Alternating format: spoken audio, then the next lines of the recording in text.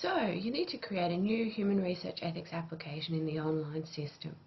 In the next few minutes, I'll walk you through the first step in the process of submitting the online application for electronic sign-off and committee consideration. To keep the video short, a second video will explain the final two steps in the process. Note also that I'm not covering details of the content required for an application, just the online steps to completing it. So once you've logged in, you'll land on your My Home tab. Click over here to the Human Ethics tab. If you need any more help with the logging in process, see the Accessing IRMA video or check the user guide on the ethics webpage. For your new application, you need to make sure that this little box here in the center reads a new cover sheet and then simply press Create. Okay, for your new application, you'll need to select what kind you have. There's new application for UOW, a new application for ISLD, or a new application joint between the two. So you need to pick the right one depending on who's involved in your process. More information on which one you should choose can be found on the ethics webpage if you're not sure. Okay, so then we click Next, which brings us to our cover sheet, or what the system calls a cover sheet. So this is the summary page of your application. This is essentially what I'm calling step 1 of the 3 steps. There are 2 more tabs you will need to complete before you can submit your application. The other 2 tabs you need to complete up here are the questionnaire tab and then the uploading of documents, and they're covered in the second video. So a few things you might want to note on this page. Your data is auto-saved every 5 minutes, and it tells you all about that up here.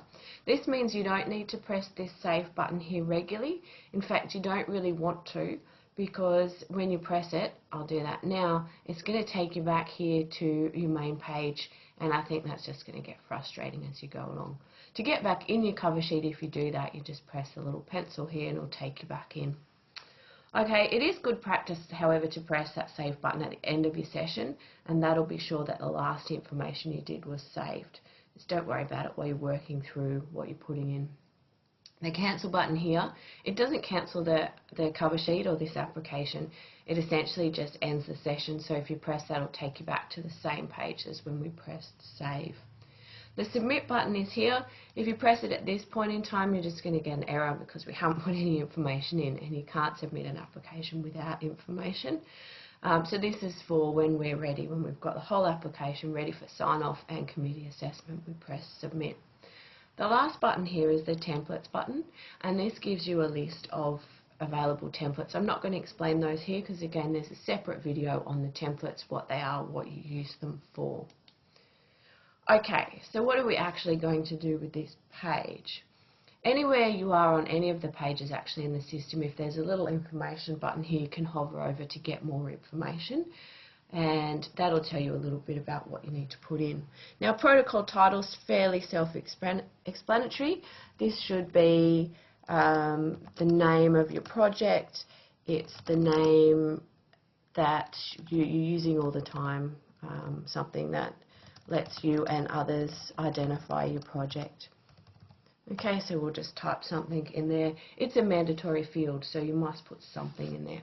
Short title here is not required. It just gives you a bit more space if you have a descriptive title that you use for your project, or if the one you use regularly is too long and you have to put an abbreviated version up here in protocol. But again, it's not required. The anticipated start and end dates, they are required. So let's say we want to start this one hopefully in December this year, and then it's going to take us 3 years. It's in the standard Australian date format, so day, month, year, and info over here will remind you of that if you ever need it. The project description is also required, so we need to type something in here, and what this should be is a description that includes your principal aim and your participant target group.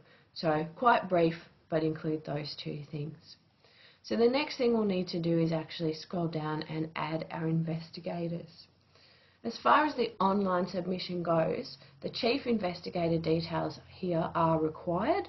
Internal investigators, external investigators, you can submit without those, but if you do have more than just the chief investigator, adding them later requires an amendment to the approved project. It's easier to put them in with the application. So to add the Chief Investigator, we simply click the Add button here. You do a search for yourself if this is your project, or on the surname of your Chief Investigator if it's someone else, and next to the correct name we hit the link button. That will fill in the details for us here. Now what you want to do is just check the school or centre here for the Chief Investigator and make sure that it's consistent with the type of cover sheet you chose. Remember, you chose a new application, UOW or ISLID or joint. So if you chose a UOW application, this school or centre here should reflect a UOW school or centre. If you chose an ISLID application, then this school or centre should reflect ISLID. If the affiliation is not correct for this particular project, for example, you might have a joint appointment between the two locations, please call the ethics team before you submit the application so that we can make sure that the sign-off's done correctly. If it's a joint application, both UOW and ISLID sign-off it will be required, so it's not so important what's here, but if it's a single UOW or a single ISLID project, then it needs to have the right affiliation. So once your CI has been added, we jump down to the next step where we can add our internal investigators. So we first change this drop down box here to yes, and once we've done that, we get an add button the same as we had for the Chief Investigator. So we go through the same steps as we did adding a Chief Investigator. We search for whomever we want to add to our project, and I'll scroll through and find my colleague here and press link. The only difference here is that we need to give our investigators a role. So in this case we'll have co-investigator and we save. Okay, so that brings up the information for us down here. The other thing you need to change in this section once you've added, or before you add if you know how many additional investigators you're going to have, is that we change this number here to 1. So remembering that internal investigators here are those people who need to sign off on the application. So anyone else from UOW or ISLID who will be part of the project and needs to actually sign the application. We do have a space here for external investigators.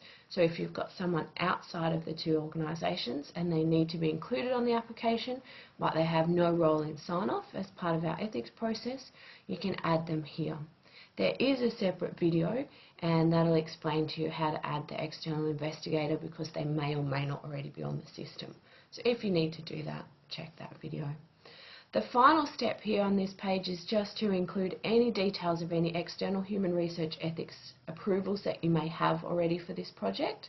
So you would just click add over here. It brings up a page asking you for those details. And I'm not going to go through that because if you need that, then you'll know what to do. It's quite simple. So that's it. That's step 1 done. The cover sheet is complete, but we're not ready to submit just yet. Now, because you're at the bottom of the page and you look along here and you see this submit button, you might accidentally press it because it seems like the logical step. That's okay, because we haven't completed the questionnaire yet, so it's not going to submit. Okay, you do need to make sure though that you really have everything before you hit that submit button, because once it goes in you have no editing rights anymore and the ethics team will need to be contacted if anything's not right. So let's take a break here. We'll save the cover sheet and we'll return in the next video to explain this questionnaire, which is step 2, and how to upload the documents, which is step 3, prior to submitting for sign off. Alright, talk to you soon.